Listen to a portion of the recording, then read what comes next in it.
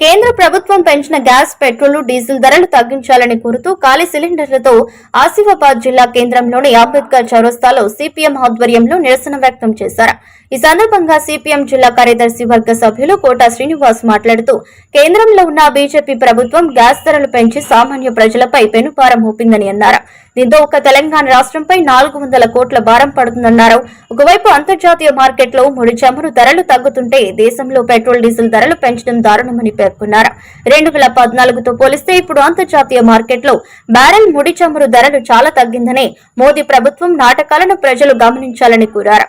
ఈ కార్యక్రమంలో సిపిఎం జిల్లా కమిటీ సభ్యులు ఒడిశల కార్తిక, కోరెంగా, మాలశ్రీ, గేడం టికానంద్, నాయకులు శ్రావణి తదితరులు పాల్గొన్నారు. నశించాలి బీజేపీ ప్రజా వ్యతిరేక విధానాలు, నశించాలి కేంద్ర బీజేపీ ప్రజా వ్యతిరేక విధానాలు. సర్కార్ నిన్న అర్ధరాత్రి నుంచి గ్యాస్ పై 50 రూపాయలు, పెట్రోల్ డీజిల్ పై 2 రూపాయలు పెంచుతూ నిర్ణయం తీసుకున్నారు. ఇప్పటికే పెట్రోల్ డీజిల్ ధరల పైన అనేక రకాల సుంకాలు వేస్తా ఉన్నారు. ఇవాళ ఎక్సైజ్ సుంకం పేరుతోటి ఆ పెట్రోల్ డీజిల్ ధరలు పెంచడం ఫలితంగా నిత్యావసర వస్తువుల ధరలు పెరగడానికి ఆస్కారం ఉంది. ఒకవైపు 2014 నుంచి ఇప్పటిదాకా చూస్తే అంతర్జాతీయ మార్కెట్లోనేమో ముడి చమురుల ధరలు తగ్గుతా ఉన్నాయి.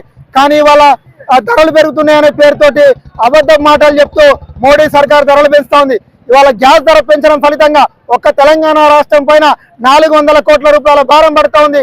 ఇది సామాన్యుడిపై పడేటువంటి భారం. ఒకవైపు ఏమో ధరలు పెరుగుతా ఉన్నాయి, డబ్బులు లేకుండా ఇబ్బందులు పడుతూ ఉన్నారు. కూలీ నాలు దొరకటువంటి పరిస్థితులలో ఇవాళ ప్రజలు ఉన్నారు. కానీ మూలిగైనకపోయిన తాటిపండు పడ్డ చందంగా ఇవాళ ప్రభుత్వం గ్యాస్ ధరలు, పెట్రోల్ డీజిల్ ధరలు పెంచి ప్రజలపైన పెనుభారం మోపుతా ఉంది. వెంటనే గ్యాస్ ధరలు తగ్గించాలని సిపిఎం పార్టీగా ఇవాళ కేంద్ర కమిటీ ఆధ్వర్యంలో దేశవ్యాప్తంగా నిరసన కార్యక్రమాలు చేస్తా ఉన్నాం. ప్రజలారా ఆలోచించండి. ఇవాళ గ్యాస్ తగ్గించాలి.